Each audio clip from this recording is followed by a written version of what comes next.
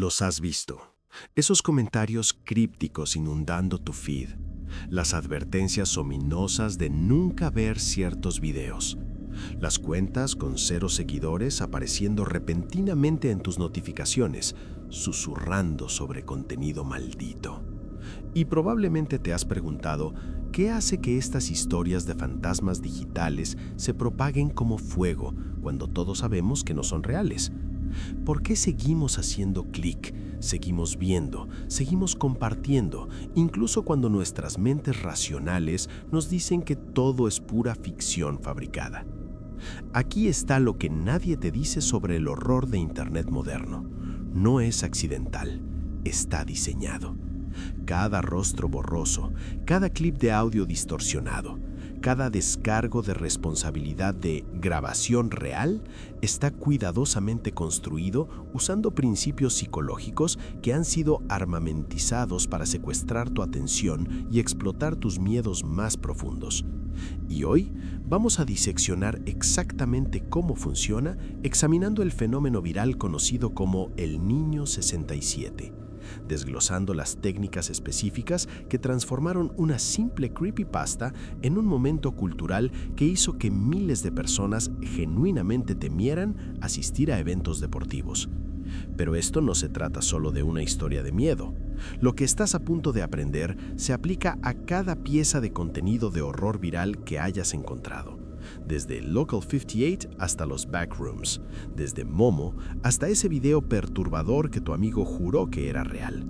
Al final de nuestro tiempo juntos, entenderás el esquema completo que los creadores de contenido usan para fabricar miedo, la neurociencia detrás de por qué funciona tan efectivamente y, lo más importante, cómo reconocer estos patrones cambia fundamentalmente tu relación con el contenido que consumes. Nunca volverás a ver contenido de horror de la misma manera, y ese es exactamente el punto. Comencemos con los fundamentos, porque antes de que podamos entender cómo el horror digital moderno nos manipula, necesitamos entender por qué los humanos somos vulnerables al miedo fabricado en primer lugar. Y la respuesta yace en algo llamado la brecha de ambigüedad, un punto ciego cognitivo que los creadores de horror han estado explotando durante siglos, pero que alcanza su máxima efectividad en la era digital. Tu cerebro es una máquina de reconocimiento de patrones.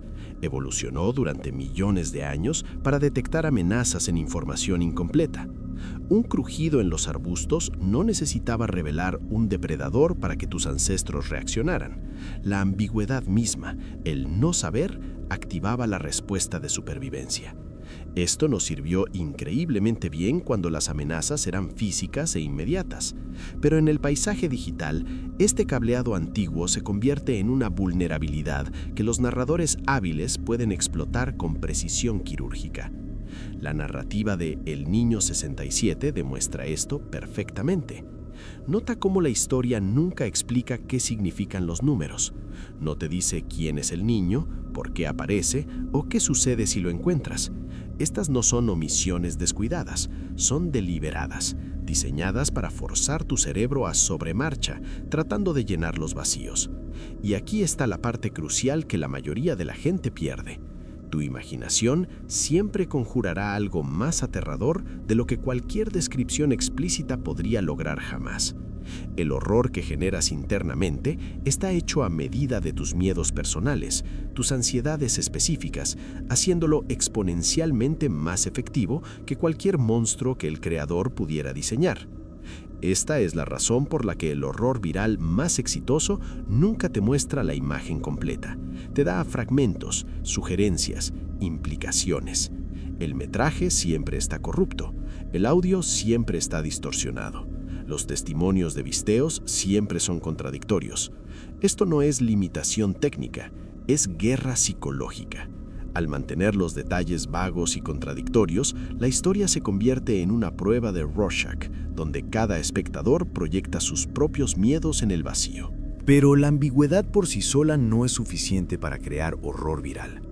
Necesitas el segundo ingrediente crítico, lo que los teóricos del horror llaman anclaje de verosimilitud. Este es el arte de incrustar horror ficticio en contextos auténticos que tu cerebro reconoce como reales, creando una disonancia cognitiva que hace que lo imposible se sienta posible. Mira cómo está construida la historia del Niño 67. No sucede en una mansión encantada o un manicomio abandonado. Escenarios que tu cerebro inmediatamente codifica como espacios de horror ficticio. Sucede en un gimnasio de escuela secundaria durante un partido de baloncesto. Este es un espacio con el que millones de personas tienen experiencia personal. Puedes oler la cera del piso. Puedes escuchar la acústica específica de las voces rebotando en paredes de bloques de cemento. Te has sentado en esas gradas. Has visto esos juegos.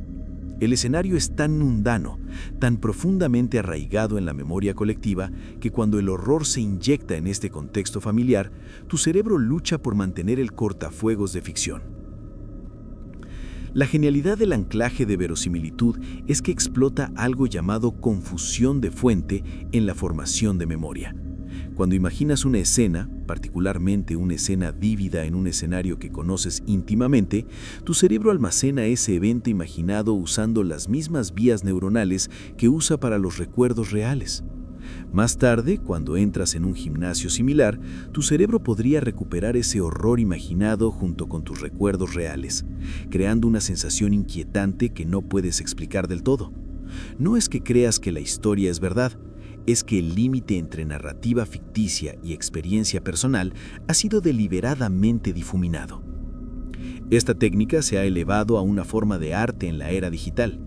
Las primeras creepypastas como Slenderman surgieron de foros y se difundieron de boca en boca, pero el horror viral moderno aprovecha los algoritmos de plataformas y formatos multimedia para crear experiencias inmersivas que se sienten menos como historias que estás leyendo y más como evidencia que estás descubriendo. El cambio de texto a video, de foros a TikTok, de imágenes estáticas a ARGs de horror inmersivos, representa una evolución en cuán efectivamente los creadores pueden anclar horror ficticio en espacios que tu cerebro percibe como reales. Ahora necesitamos hablar sobre el mecanismo de entrega, porque el contenido y el contexto no significan nada sin entender cómo el horror viral moderno explota las dinámicas de plataforma para lograr una propagación exponencial. Y aquí es donde las cosas se ponen realmente interesantes, porque los algoritmos que gobiernan las redes sociales no son sistemas de distribución neutrales, son motores de maximización de engagement, y el contenido de horror ha evolucionado para hablar su lenguaje con fluidez. Los algoritmos de redes sociales priorizan contenido que genera lo que se llama engagement de alta excitación. No solo vistas o likes, sino comentarios, compartidos, guardados y, lo más importante, tasa de finalización. El contenido que la gente ve hasta el final, luego inmediatamente vuelve a ver o comparte, recibe un impulso agresivo. ¿Y qué género genera engagement de alta excitación más efectivamente que cualquier otra cosa? Horror. El miedo es uno de los estados emocionales más poderosos para capturar y mantener la atención. Inunda tu sistema con adrenalina, agudiza el enfoque y crea una necesidad casi compulsiva de entender la amenaza. La narrativa del Niño 67 se propagó principalmente a través de plataformas de video de formato corto, donde la amplificación algorítmica es más agresiva. Pero aquí está lo que separa el contenido viral del contenido olvidable. Está diseñado con lo que llamamos la estructura de bucle de curiosidad. La apertura inmediatamente establece una pregunta o misterio. El medio proporciona justo suficiente información para mantener el interés sin resolución. Y el final te deja colgando o entrega un giro que exige que revises todo lo que acabas de ver. Esta estructura es como catnip para los algoritmos, porque genera múltiples vistas, tiempos de visualización largos y, lo más crítico, obliga a los espectadores a compartir el contenido con otros para advertirles o ver si lo interpretan de la misma manera. Pero hay una capa más oscura aquí. El horror viral moderno no solo quiere que veas, quiere que participes. Este es el cambio de consumo pasivo a propagación activa, y es lo que transforma una simple historia de miedo en un genuino fenómeno cultural. Cuando la historia del Niño 67 comenzó a propagarse, no existía solo como contenido independiente. Generó desafíos, remixes, videos de reacción, intentos de desmentir y, más insidiosamente, avistamientos imitadores. La gente comenzó a afirmar que había visto al Niño 67 en los eventos de su escuela, publicaron su propio metraje, crearon sus propias variaciones. Este horror participativo cumple múltiples funciones. Primero, crea prueba social. Cuando ves docenas o cientos de personas afirmando haber encontrado algo, incluso si tu mente racional sabe que es ficción coordinada, tu cerebro emocional comienza a cuestionar. Segundo, transforma a los espectadores en creadores, dándoles propiedad sobre la narrativa e incentivándolos a propagarla más. Y tercero, crea un bucle de retroalimentación donde la historia evoluciona más allá de su forma original, incorporando nuevos elementos que la hacen más efectiva, más aterradora, más viral. El término psicológico para esto es construcción colaborativa de mitos, y es cómo el folclore moderno realmente se desarrolla en tiempo real a través de plataformas digitales. El folclore tradicional evolucionó durante generaciones a través de la tradición oral. El folclore digital evoluciona en horas a través de amplificación algorítmica y narrativa participativa. El Niño 67 no es una narrativa fija creada por un solo autor. Es un fenómeno emergente creado colectivamente por miles de participantes, cada uno añadiendo sus propios detalles, sus propios avistamientos, sus propias interpretaciones. Y esta creación colectiva lo hace sentir más real de lo que cualquier creador individual podría lograr solo. Profundicemos en las técnicas narrativas específicas que hacen que historias como El Niño 67 sean tan efectivas, porque entender el oficio revela cuán calculadas son realmente estas experiencias. Y la primera técnica importante que necesitamos examinar es lo que los académicos del horror llaman la cascada de violaciones de normalidad, una escalada estructurada que progresivamente rompe tu sentido de realidad. Nota cómo comienza la historia del Niño 67, un niño repitiendo números. Esto es ligeramente extraño, pero explicable. Tal vez está contando, tal vez es un hábito nervioso. Tu cerebro racionaliza esto. Luego, escala. El canto sucede durante un partido de baloncesto, ligeramente más extraño, pero aún dentro de parámetros normales. Luego, la cámara comienza a capturar distorsiones. Ahora estamos entrando en territorio inquietante, pero todavía es discutiblemente una falla técnica. Los rostros se disburan, los ojos se convierten en estática. Con cada nuevo detalle, la historia se mueve un paso más lejos de lo normal hacia lo imposible. Pero la escalada es lo suficientemente gradual para que tu cerebro siga tratando de racionalizar, de encontrar la explicación lógica, incluso cuando la evidencia se acumula en contra de la racionalidad. Esta técnica es devastadoramente efectiva porque refleja cómo tu cerebro procesa eventos realmente perturbadores. Cuando algo verdaderamente extraño sucede en la vida real, no saltas inmediatamente a explicaciones sobrenaturales. Pasas por explicaciones cada vez más improbables, pero aún racionales, antes de considerar lo imposible. La cascada de violaciones de normalidad explota este proceso, conduciéndote a través del viaje cognitivo exacto que tu cerebro tomaría si encontrara algo genuinamente inexplicable. Para cuando la historia alcanza su clímax, con el niño pálido apareciendo donde no debería existir, tu cerebro ya ha agotado sus rutas racionales de escape. Estás preparado para aceptar el horror porque has sido conducido a través del proceso de eliminación. Pero la cascada no termina con establecer lo sobrenatural. El horror viral más sofisticado incluye lo que llamo el final de contaminación, un cierre que sugiere que el horror no está contenido en la historia, sino que ahora se ha extendido a tu realidad.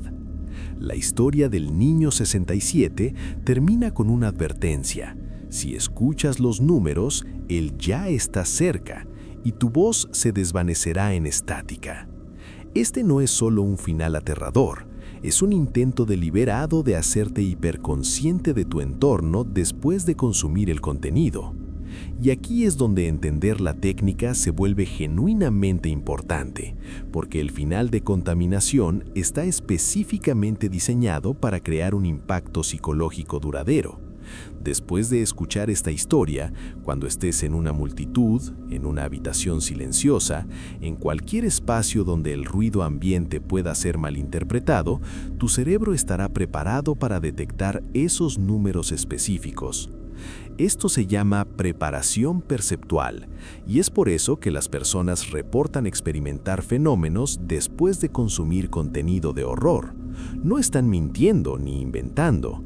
Su percepción ha sido genuinamente alterada por la estructura narrativa, haciéndolos más propensos a notar sonidos aleatorios que coinciden con el patrón, creando confirmación de la advertencia de la historia. La siguiente técnica crítica es la limitación sensorial estratégica, y aquí es donde necesitamos hablar sobre por qué tanto contenido de horror efectivo parece filmado con equipo obsoleto o intencionalmente degradado en postproducción. Tu cerebro es increíblemente bueno para desacreditar amenazas cuando se le da información clara y completa. El metraje de alta definición con iluminación perfecta y audio claro permite que tu mente racional analice y descarte. Pero difumina la imagen, corrompe el audio, presenta información a través de un medio degradado y de repente tus sistemas de detección de amenazas no pueden lograr resolución. La ambigüedad que discutimos antes se potencia exponencialmente por la limitación sensorial. No puedes desacreditar lo que no puedes percibir claramente.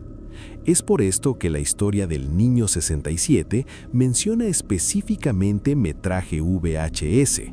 Ese detalle no es nostalgia. Los artefactos VHS, errores de seguimiento, pérdida generacional y la degradación visual específica del video analógico crean condiciones perfectas para el horror. Tu cerebro sabe cómo se ve el metraje VHS cuando funciona correctamente, así que cuando la historia describe rostros difuminándose y convirtiéndose en estática, no estás imaginando fallas digitales, estás imaginando la textura específica de la corrupción VHS que se siente más auténtica, más documental, más como evidencia que como efecto. Los creadores modernos se han vuelto increíblemente sofisticados imitando las estéticas de autenticidad. Estudian cómo se ve el metraje de seguridad real, cómo se degrada el metraje encontrado genuino, cómo el video amateur captura eventos inesperados. Luego hacen ingeniería inversa de estos marcadores auténticos para hacer que el contenido ficticio se sienta real. El objetivo no es fotorrealismo, el objetivo es lograr los marcadores de calidad específicos que tu cerebro asocia con documentación genuina y sin editar. Un ligero temblor de cámara, encuadre imperfecto, reacciones que se sienten no ensayadas, audio que incluye ruido ambiente y tropiezos verbales. Estos no son defectos, son señales de autenticidad que desactivan tu escepticismo. Pero aquí es donde se vuelve realmente sofisticado. El mejor horror viral no solo limita tus sentidos, apunta a experiencias sensoriales específicas que eluden el procesamiento racional por completo. La voz humana es el ejemplo más poderoso. Hay una razón por la que el Niño 67 habla, que vocaliza estos números. Escuchar una voz humana, o algo que se aproxima a una voz humana pero está mal de maneras sutiles, activa respuestas neurológicas profundas que preceden al lenguaje mismo. Estamos programados para prestar atención a la vocalización humana, para detectar amenazas en tono y patrón.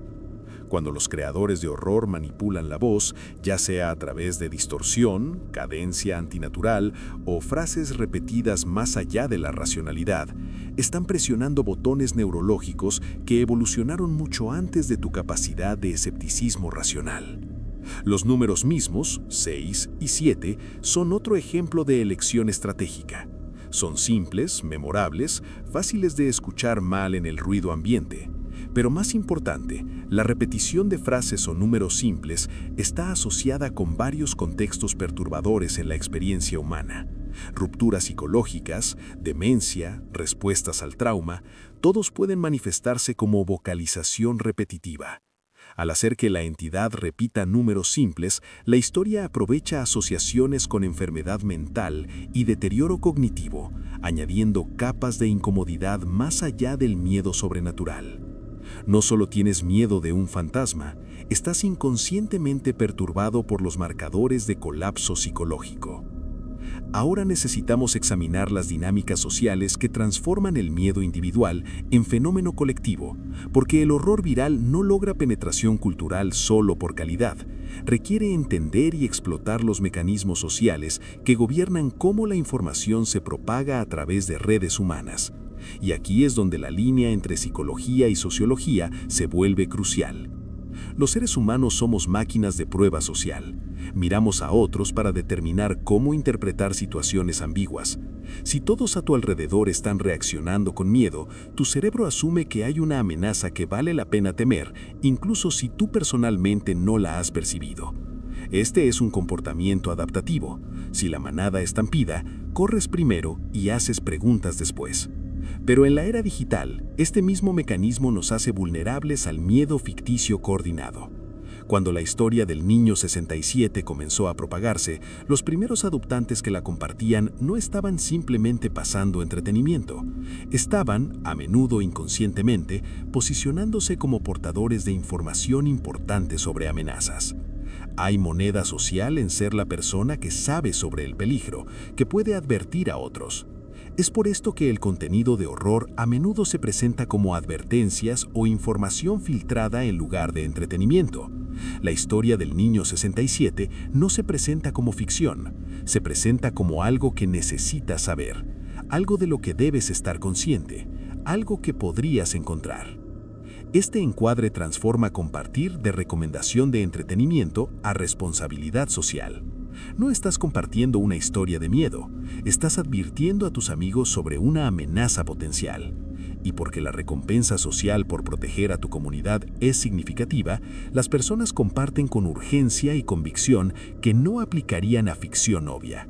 El contenido se propaga más rápido, penetra más profundo y logra mayor engagement porque ha sido reenmarcado socialmente de entretenimiento a información. Pero hay un elemento más oscuro aquí. El horror viral moderno a menudo incluye lo que llamo teatro de verificación. Intentos de hacer que la ficción se vea investigada, documentada o confirmada. Artículos de noticias falsos, videos de investigación simulados, personas afirmando conocimiento interno o experiencia personal. Estos no son contenidos suplementarios, son infraestructura esencial para hacer que la narrativa central se sienta creíble. Cuando alguien busca información sobre el Niño 67 y encuentra docenas de publicaciones, videos y discusiones tratándolo como real, el volumen puro de contenido crea una ilusión de legitimidad. Aquí es donde tenemos que reconocer el problema ético en el corazón del horror viral, porque aunque la mayoría de los creadores posicionan este contenido como entretenimiento inofensivo, los mecanismos psicológicos y sociales que están siendo explotados son exactamente los mismos usados por campañas de desinformación, teorías de conspiración y manipulación digital.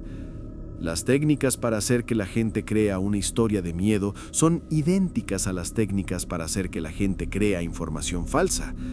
Y en una era donde la alfabetización mediática ya está luchando, el contenido que deliberadamente difumina la línea entre ficción y realidad contribuye a una crisis más amplia de discernimiento.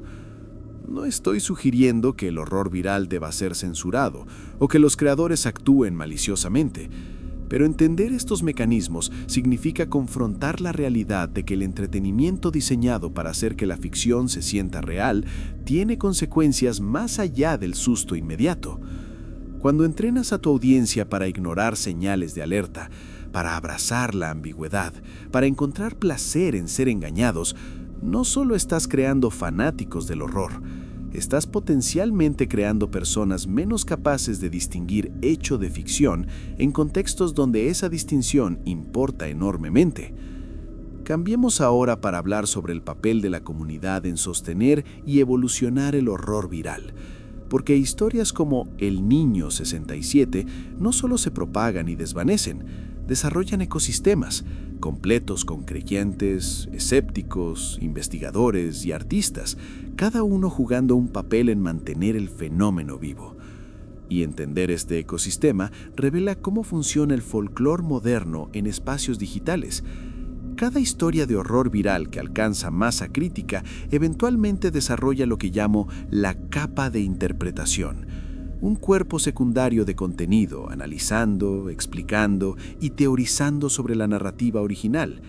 Para El Niño 67, esto podría incluir videos desglosando el simbolismo de los números, teorías sobre quién es el niño o qué representa, conexiones trazadas a otras narrativas de horror o eventos supuestamente reales. Esta capa de interpretación cumple múltiples funciones cruciales. Primero, extiende la vida útil del contenido. Una historia de miedo podría asustarte una vez, pero videos de análisis, contenido de teorías y análisis profundos te dan razones para volver a la narrativa repetidamente, cada vez desde un ángulo diferente. Segundo, la capa de interpretación crea puntos de entrada para diferentes segmentos de audiencia.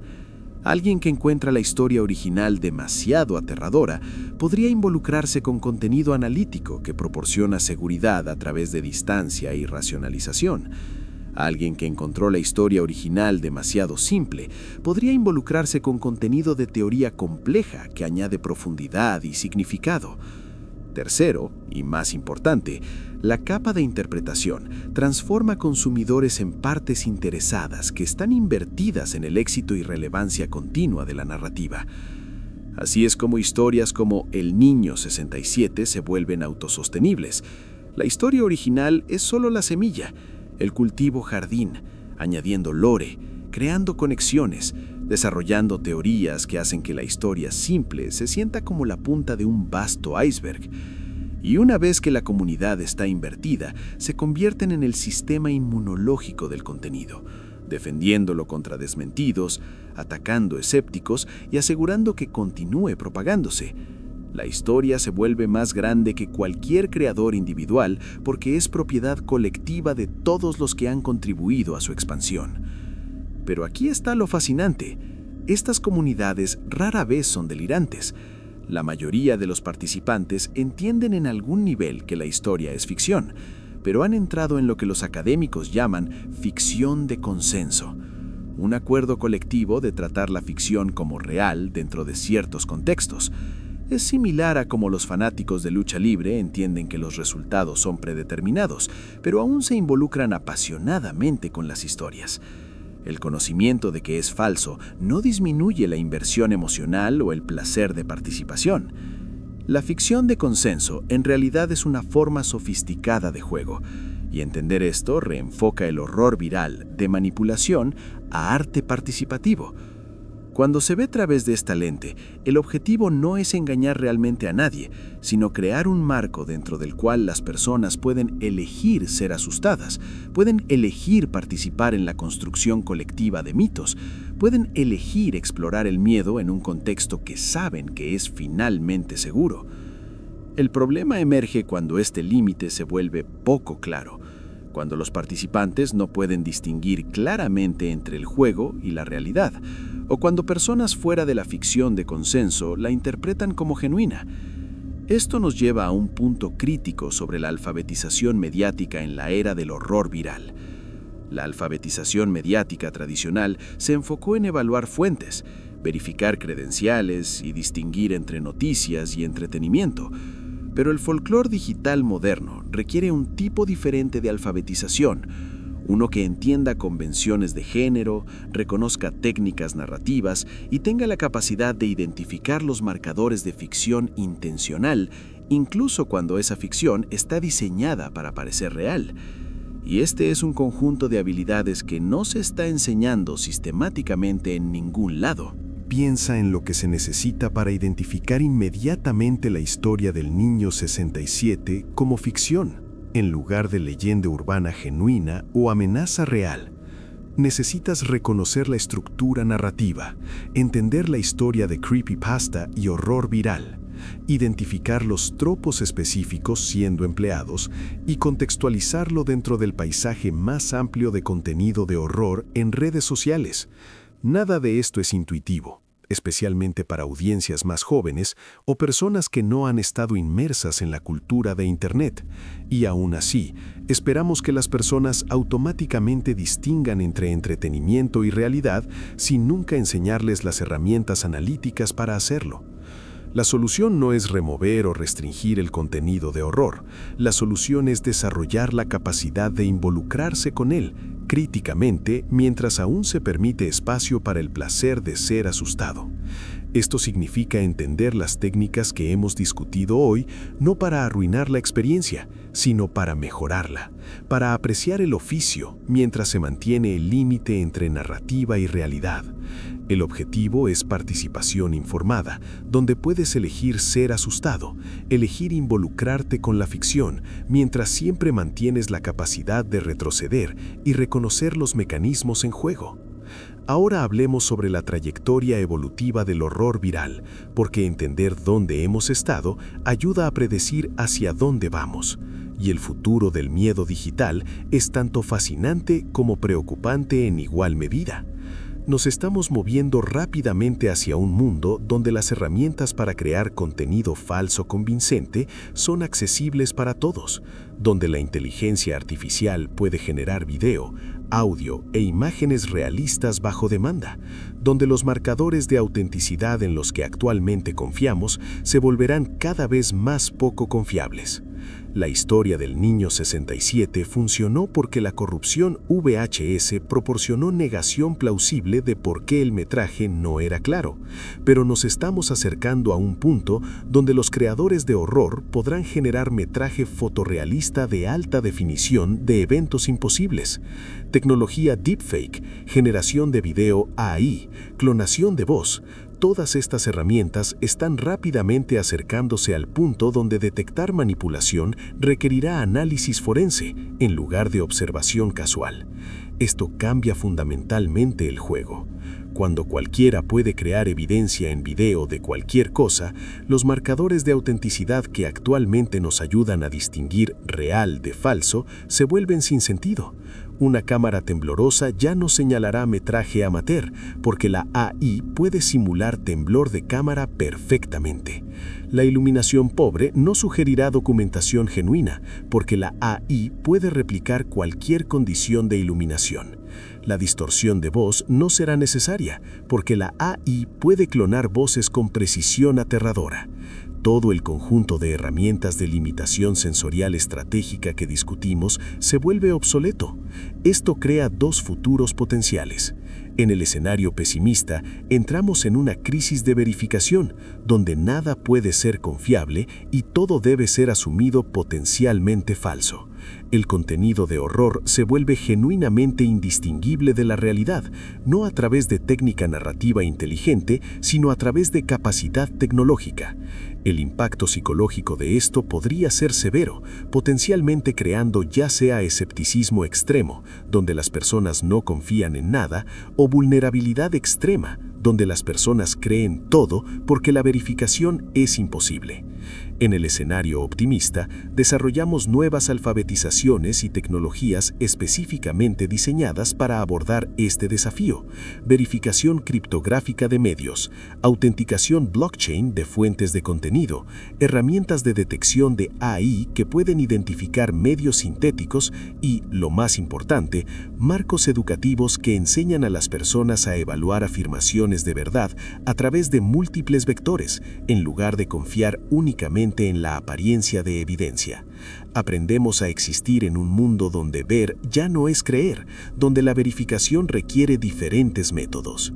La realidad probablemente estará en algún lugar entre estos extremos, desordenada y disputada, con diferentes comunidades adoptando diferentes estándares. Pero lo que es cierto es que las técnicas usadas para crear horror viral hoy son primitivas comparadas con lo que será posible en 5 o 10 años, y eso significa que las vulnerabilidades habilidades psicológicas que hemos discutido serán explotadas con efectividad exponencialmente mayor. Es por esto que entender los mecanismos importa tanto. Necesitas desarrollar las facultades críticas ahora, mientras las técnicas son aún relativamente transparentes, para que cuando se vuelvan más sofisticadas, tengas la alfabetización fundamental para adaptarte. Piensa en esto como vacunación. Al exponerte a cómo funciona la manipulación en contextos relativamente obvios, construyes inmunidad que ayudará a protegerte cuando la manipulación se vuelva más sutil. Déjame compartir algo que podría sentirse paradójico. Mientras más entiendes estas técnicas, más puedes realmente disfrutar el contenido de horror, porque el compromiso informado es más satisfactorio que el consumo ingenuo. Cuando puedes reconocer una cascada de violaciones de normalidad perfectamente ejecutada, apreciar el despliegue hábil de limitación sensorial o admirar la simplicidad elegante de un final de contaminación, estás experimentando el contenido en múltiples niveles simultáneamente: el miedo visceral inmediato y la apreciación analítica del oficio. Esta es la diferencia entre ser manipulado y elegir participar en una manipulación que entiendes y aprecias. Hay un término específico para esto en el estudio del horror: la conciencia dual del compromiso sofisticado con el horror. Estás simultáneamente dentro de la experiencia, permitiéndote sentir miedo, y fuera de ella, observando los mecanismos creando ese miedo. Esto no es una contradicción, es una forma más completa de comprometerse con el arte y no disminuye el impacto emocional. Si acaso, lo mejora, porque no estás solo recibiendo miedo pasivamente, estás activamente participando en la creación de tu propia experiencia aterradora con plena conciencia de la colaboración entre creador y audiencia. Esto nos lleva a quizás la pregunta más importante que podemos hacer sobre el horror viral. ¿Qué función cumple? ¿Por qué buscamos contenido diseñado para asustarnos? ¿Y por qué estas narrativas resuenan tan poderosamente en la cultura contemporánea? Las respuestas revelan algo profundo sobre cómo los humanos procesamos ansiedad, incertidumbre y falta de control. La vida moderna está llena de ansiedades vagas y difusas que son difíciles de nombrar o abordar. Inestabilidad económica, inestabilidad política, cambio climático, disrupción tecnológica, todo crea un zumbido de fondo constante de preocupación sin límites claros o soluciones. Estas ansiedades ambientales son psicológicamente corrosivas, precisamente porque son tan indefinidas. Tus sistemas de detección de amenazas están activados, pero no hay amenaza concreta de la que luchar o huir. Esto crea estrés crónico, sin resolución. El horror viral proporciona algo poderoso. Transforma ansiedad vaga en miedo específico. El niño 67 es concreto, aparece bajo circunstancias específicas, tiene características particulares, presenta una amenaza definida. Y mientras la historia sugiere que es imparable, al menos sabes de qué tienes miedo. Esta especificidad es psicológicamente aliviante comparada con el pavor ambiental. Es la misma razón por la que las personas a menudo se sienten más calmadas una vez que reciben un diagnóstico difícil, comparado con la incertidumbre de saber que algo está mal, pero no qué. Pero hay una función más profunda. Comprometerse con contenido de horror es una forma de ensayo. Al experimentar miedo en un contexto que controlas, donde puedes pausar, puedes apagar, puedes alejarte si se vuelve demasiado, estás practicando regulación emocional bajo estrés. Estás aprendiendo que puedes experimentar emoción negativa intensa y sobrevivirla. Estás construyendo confianza en tu capacidad de manejar incomodidad. Esto es en realidad exposición terapéutica, similar a técnicas usadas para tratar trastornos de ansiedad, pero autodirigida y enmarcada como entretenimiento. La dimensión social añade otra capa. Compartir contenido de horror, discutirlo con otros, participar en la experiencia colectiva de miedo, estos crean vínculos e identidad compartida. Eres parte del grupo que sabe sobre el niño 67. Has sido iniciado en el conocimiento. Esto crea pertenencia, que es una de las necesidades humanas más fundamentales. Las comunidades de horror, ya sea centradas en historias específicas o el género ampliamente, proporcionan conexión en un mundo cada vez más atomizado. también está el componente de emoción que no podemos ignorar. El miedo desencadena una respuesta fisiológica masiva: liberación de adrenalina, alerta aumentada, frecuencia cardíaca incrementada. En un contexto seguro, esta excitación es placentera. Es el mismo mecanismo detrás de por qué las personas montan montañas rusas o saltan de aviones. Tu cuerpo está inundado de hormonas de estrés, pero tu mente consciente sabe que no estás en peligro real, creando una forma única de euforia. El horror viral proporciona esta experiencia bajo demanda, accesible desde tu teléfono, compartible con tu comunidad e infinitamente repetible. Entender estas funciones no disminuye el valor del horror. Si acaso, revela por qué el horror es culturalmente importante y psicológicamente necesario. Necesitamos formas de procesar el miedo de manera segura. Necesitamos comunidades de experiencia compartida. Necesitamos prácticas que construyan resiliencia emocional. El horror proporciona todo esto, y el horror viral en particular lo proporciona en formatos perfectamente adecuados para la vida contemporánea: breve, compartible, accesible y orientado a la comunidad. Pero tenemos que cerrar con una nota de precaución, porque mientras el horror cumple funciones importantes, las técnicas específicas usadas en contenido viral se están volviendo cada vez más sofisticadas de maneras que podrían tener consecuencias no intencionadas. La línea entre entretenimiento y manipulación no siempre es clara, y el contenido diseñado para eludir el procesamiento racional y desencadenar respuestas psicológicas profundas conlleva responsabilidad. Si eres creador, entiende que tu trabajo tiene impacto más allá del entretenimiento. No solo estás haciendo que la gente ría o salte, estás potencialmente alterando su percepción de la realidad, preparándolos para experimentar miedo en entornos reales y contribuyendo a un ecosistema mediático más amplio, donde ficción y realidad son cada vez más difíciles de distinguir. Esto no significa dejar de crear. Significa crear con conciencia del poder que estás ejerciendo y consideración por la huella psicológica que tu contenido deja. Si eres consumidor, desarrolla la alfabetización que hemos discutido hoy. Aprende a reconocer las técnicas, entiende los mecanismos, aprecia el oficio mientras mantienes la distancia crítica que te permite elegir tu compromiso en lugar de ser manipulado pasivamente. Comparte contenido de horror responsablemente, con contexto, dejando claro que es entretenimiento en lugar de información. Y lo más importante, enseña estas habilidades a personas más jóvenes en tu vida que están encontrando este contenido sin el marco para procesarlo efectivamente. El niño 67 no es real. Ningún niño pálido con ojos huecos va a aparecer en tu visión periférica cantando números. Pero la efectividad de la historia revela algo absolutamente real sobre la psicología humana, sobre cómo nuestros cerebros procesan amenazas, sobre cómo las comunidades se forman alrededor de narrativas compartidas y sobre cuán poderosamente nuestra percepción puede ser moldeada por ficción hábilmente construida. Cada vez que encuentres horror viral, estás participando en una tradición que se remonta a nuestros ancestros contando historias alrededor de fuegos, advirtiendo de peligros reales e imaginados, construyendo vínculos a través del miedo compartido y dando sentido a un mundo incierto a través de la narrativa. El medio ha cambiado dramáticamente.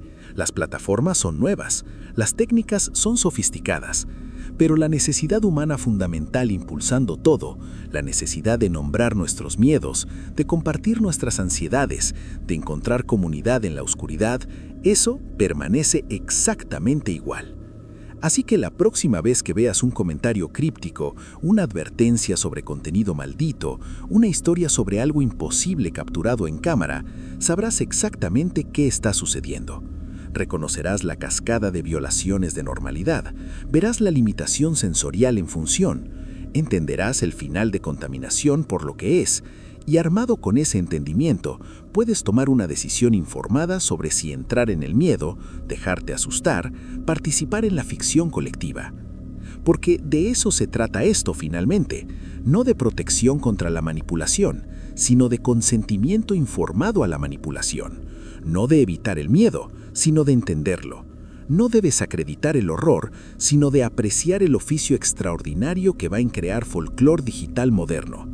El Niño 67 e historias como él seguirán propagándose, seguirán evolucionando, seguirán asustando a nuevas audiencias. Pero ahora entiendes por qué, cómo y qué significa todo.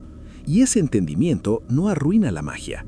Revela que la verdadera magia nunca fue la historia en sí misma, sino lo que hacemos con ella juntos.